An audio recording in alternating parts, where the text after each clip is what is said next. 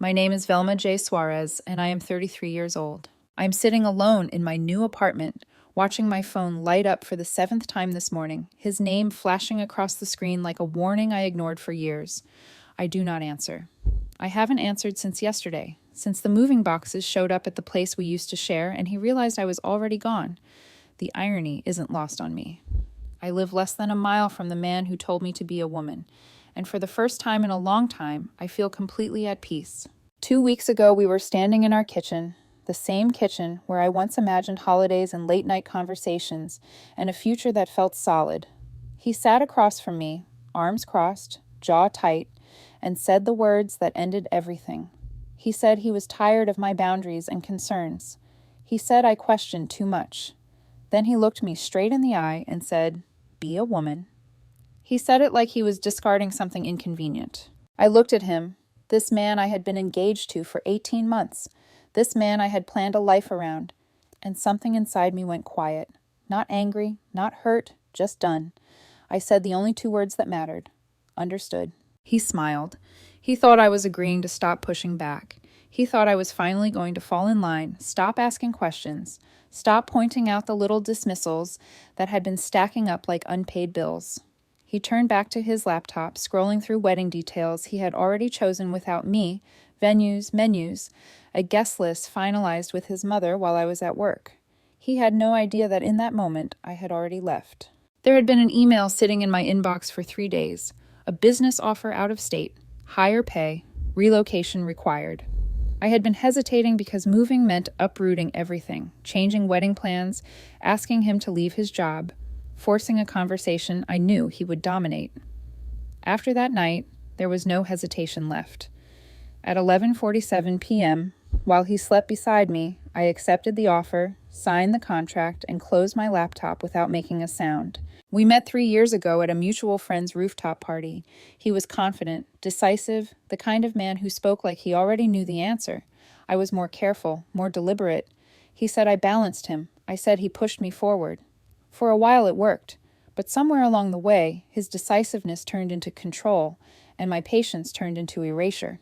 The small things came first. Dinner reservations at places I didn't like, booked without asking. Weekend trips planned before I could check my calendar. When I mentioned it, he laughed and told me I was lucky he took charge. Most women would kill for a man who doesn't need constant input, he said.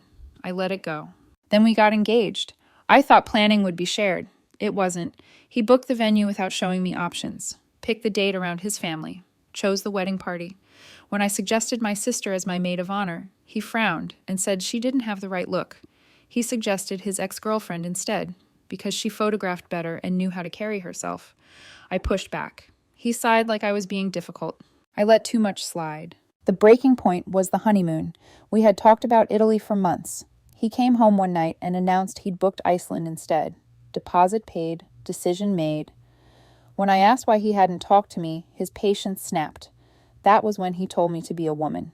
So I was. I stopped involving him in anything. I stopped explaining. I stopped negotiating. I stopped trying to earn space in my own life. And while he thought I had finally submitted, I was already preparing to leave. The morning after I accepted the offer, I woke up before him, the way I always did, and moved quietly through the apartment like I was already a guest. I made coffee, sat at the kitchen table, and opened my laptop while the city was still half asleep. The contract was there, countersigned, official. I downloaded it, saved it to a folder with a name so neutral it almost felt funny, and started making a list. Apartment search, moving company quotes, bank account separation, lease termination. Each item felt less like betrayal and more like oxygen. He came into the kitchen around 7:30, already on his phone, barely glancing at me. He asked if I could pick up his suit from the dry cleaner later. I said sure. He paused, looked up, and smiled. You're being agreeable lately, he said. I like it. I said nothing. There was nothing left to say. Over the next 3 days, I searched for apartments during lunch breaks and late at night. I found a one-bedroom in a quiet neighborhood near my new office. It wasn't flashy, but it was clean, quiet, and mine. The rent was reasonable. The lease started in 2 weeks. I filled out the application from my phone in the break room, uploaded proof of income, and hit submit. By Friday afternoon, I had approval. He didn't notice. He was too busy planning a guys' night with his friends to celebrate the wedding he thought was still happening.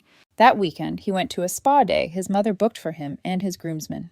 I used the empty apartment to make calls, moving companies, storage units. I chose the most discreet movers I could find, scheduled them for the following Saturday, the same day he would be at his parents' house for a family dinner. He invited me. I said I had a work deadline. He didn't push. Sunday night, he asked what I'd done all weekend. I said I caught up on work. He nodded and went back to his phone. When someone stops paying attention to you, it's terrifying how invisible you become. The lease was the trickiest part. Our apartment was in both our names, but I had been paying the rent alone for the last 8 months while he saved for the wedding. I called the landlord and explained I was relocating for work. He said if someone took over my portion of the lease, he'd allow it. I told him my fiancé would be staying and could cover the full rent. He said he'd need confirmation. I drafted a simple document, clean and professional, transferring my lease obligations to him effective immediately. I printed it, slid it into a folder labeled apartment stuff, and placed it on the kitchen counter under a stack of wedding magazines he never read.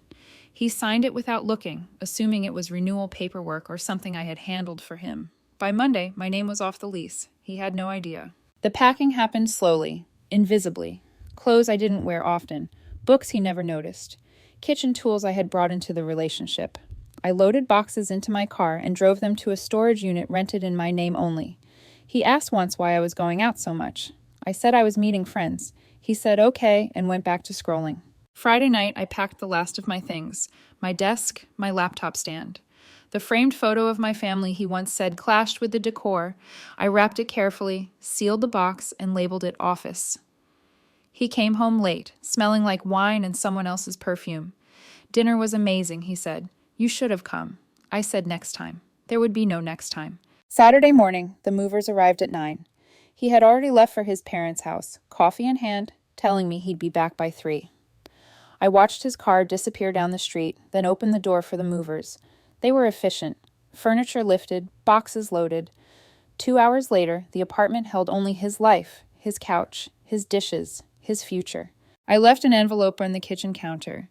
Inside was a single page, typed, factual, unemotional. I had accepted a position out of state. I had relocated effective immediately. The lease was in his name as of the date he signed. The engagement was over. I would not be responding to calls or messages. I wished him well. I placed my key next to the letter, walked out, and locked the door behind me. By noon, I was driving west. By early evening, I was unlocking the door to my new apartment, surrounded by boxes that felt like pieces of myself I had quietly reclaimed. I sat on the floor, leaned against the wall, and exhaled for the first time in months. He still didn't know. I woke up the next morning to 17 missed calls and more messages than I bothered to count.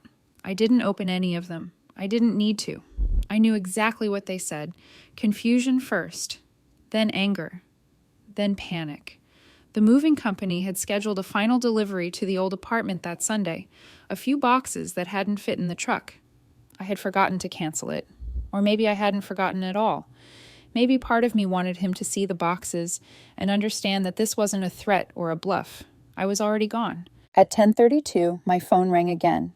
I answered this time not because I wanted to talk, but because I wanted him to hear my voice and know I wasn't crying. He didn't say my name. He didn't say hello. He demanded to know what the hell was going on. He told me there were boxes in the apartment with my name on them. I told him I had relocated for work. There was a pause, long and stunned, like his brain was refusing to accept what his ears heard. He asked when. He asked why I didn't tell him. I reminded him of the night in the kitchen. I reminded him of his words. I told him he wanted me to be a woman, and I made a decision. The silence on the other end cracked into disbelief. He said this was insane. He said I couldn't just leave. We were engaged. We had a wedding in 4 months. I told him we had a wedding he planned. I was just expected to show up. He begged me to come back. He said we could talk it through, that we could fix this, that I was overreacting. I looked around my new apartment, the bare walls, the quiet, the space that didn't feel like it was closing in on me. I told him there was nothing to fix. The lease was in his name. The apartment was his. The engagement was over. He said I couldn't just walk away. I told him I already had. Then I hung up and turned my phone off. By Monday, he had called my office. My new office. I don't know how he got the number, but he did. My assistant told me there was a man on the line claiming to be my fiancé, demanding to speak with me. I told her I didn't have a fiancé and asked her to block the number. That was when the narrative shifted. His messages went from frantic to furious. He started contacting mutual friends, telling them I'd had a breakdown, that I'd vanished without warning, that I was unstable and needed help. One of our friends called me that night. He said my ex was losing it and asked what really happened. I told him the truth. The dismissals, the unilateral decisions, the be a woman comment, the silent exit. There was a pause on the line. Then he said he could see it now. He admitted my ex had always been controlling, just not in ways people wanted to call out. He said he didn't think I'd actually leave. I told him I didn't leave. I relocated. There was a difference. The engagement ring came back a few days later in a small cardboard box with no return address. A note inside said if I was really done, I could take it back. I stared at the ring for a long time, the platinum band, the diamond I'd saved for. The proposal he'd posted about for weeks. I took it to a jeweler, sold it, and donated the money to a women's mental health charity. I kept the receipt, not because I needed proof, but because I wanted to remember the exact value of what I had taken back. The calls slowed. The texts got shorter. Questions replaced accusations. Are you really not coming back? Is this really over? Do you even care? I didn't respond. Silence was my answer. Then his friends started reaching out. His ex-girlfriend messaged me, saying she just wanted to understand because he claimed I left without warning. I replied with one sentence. I was tired of being dismissed. He told me to be a woman. I did. She never replied. Another friend asked if it was true I couldn't handle wedding planning. I sent him a screenshot of a message I'd sent months earlier asking if we could sit down and plan together. His reply back then said he had it handled, and I just needed to show up and look good. The message was read. Then came a quiet apology. By the third week, the story he had been telling started to fall apart. People compared notes. Timelines didn't add up. His version of events made less sense the more questions he was asked. The truth didn't need defending. It just needed time. By the fourth week, the panic in his messages had turned into something sharper. Control doesn't disappear quietly. It thrashes first, and that's exactly what he did. His mother called from his phone, assuming I would answer if it wasn't his name lighting up the screen. I didn't. She left a voicemail anyway, her voice tight with accusation, telling me what I had done was unacceptable, cruel, something a real woman wouldn't do to a man she claimed to love. She said I owed him an explanation, that I had embarrassed their family, that walking away without discussion was childish. I listened to the voicemail once, then deleted it. I had given my explanation already. It just wasn't one they could argue with. A few days later, an email arrived from him. Subject line reading, "Please read this." It was long and emotional, full of apologies that arrived far too late. He said he didn't realize how much he'd been dismissing me, that he never meant to hurt me, that wedding stress had gotten to him. He promised therapy, promised to change, promised to listen. He ended it by saying he loved me and that he couldn't imagine his life without me. I read it carefully once, then archived it. Love isn't something you use as leverage after someone finally stops accepting disrespect. Then he crossed a line. I was walking into my office building for lunch when I saw him standing in the lobby. He looked thinner, tired, like he hadn't slept. For a moment, the sight of him hit me in the chest, not with longing, but with a distant recognition of who I used to be around him. He said my name like it was a question, like he still expected me to answer. He asked if we could talk, just for a minute. I told him there was nothing to talk about. He apologized again, out loud this time, his voice breaking just enough to draw attention. He said he was sorry for the honeymoon, the wedding planning, all of it. He said he could change now, that he understood. I looked at him and felt nothing. No anger, no sadness, just distance. I told him he didn't understand because he hadn't been paying attention when it mattered, and that any change he made now would be for the next woman, not for me. When he reached for my arm, I stepped back. "Don't," I said. The word came out calm and final. He dropped his hand, tears welling in his eyes, and asked if that was really it.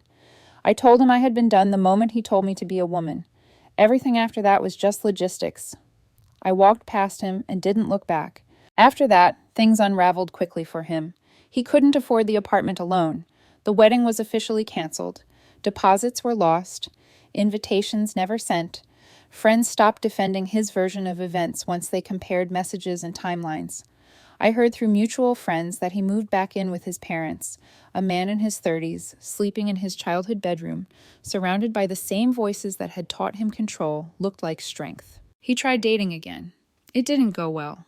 Apparently, women didn't respond the way he expected when he made decisions for them without asking. His social media went quiet. No more posts about the wedding, no more carefully curated life updates, just silence. One final email came from his mother months later, telling me he had started therapy and was working on himself.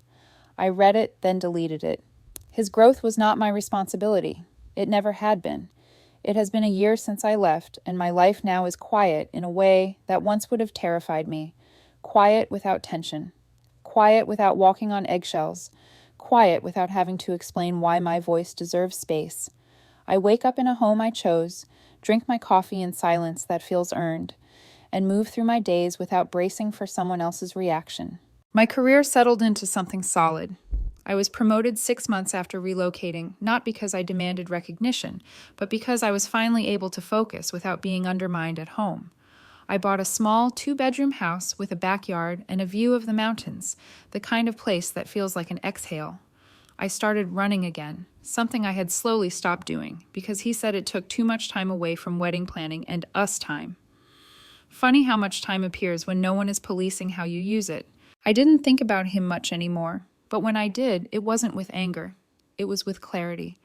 I saw the pattern now. The confidence that had drawn me in was always paired with dismissal. The decisiveness that felt strong at first had always been about control. I didn't leave because of one comment in a kitchen. I left because that comment revealed everything I had been trying not to see. A few months ago, I met someone new. His name is Daniel. He is thoughtful in a way that doesn't announce itself. The first time we disagreed about something small, where to go for dinner, he paused and asked me what I thought. Not as a courtesy, as a genuine question. When I answered, he listened. I almost cried over something so simple it felt ridiculous. We are taking things slow. No rushing, no unilateral decisions, no dismissals disguised as leadership. He doesn't call it compromise, he calls it partnership. We took a weekend trip to the mountains recently, nothing fancy. We hiked, watched the sunrise, sat wrapped in blankets, and talked about nothing urgent. He asked me if I had any regrets. I thought about the engagement, the ring, the wedding plans, the life I was supposed to want. I thought about that night in the kitchen when I was told to be a woman, as if my voice had been the problem all along. I told him no, I don't have regrets. Because being a woman, for me, turned out not to mean shrinking or submitting or staying quiet to keep the peace. It meant knowing my worth and acting on it. It meant walking away without yelling. It meant choosing myself without needing permission. It meant understanding that love should never feel like a negotiation you keep losing. He wanted a woman who would stop pushing back. He wanted agreement without discussion. He wanted control dressed up as certainty. I gave him what he asked for. I made a decision. I decided I was worth more than being managed, more than being spoken over, more than being treated like an accessory in my own life. And the moment I made that decision, everything else aligned. Some people call it revenge. I don't. Revenge would have required me to stay emotionally tethered to someone who never truly saw me. What I chose was self-respect. And it turns out, that was the most powerful decision I could have made.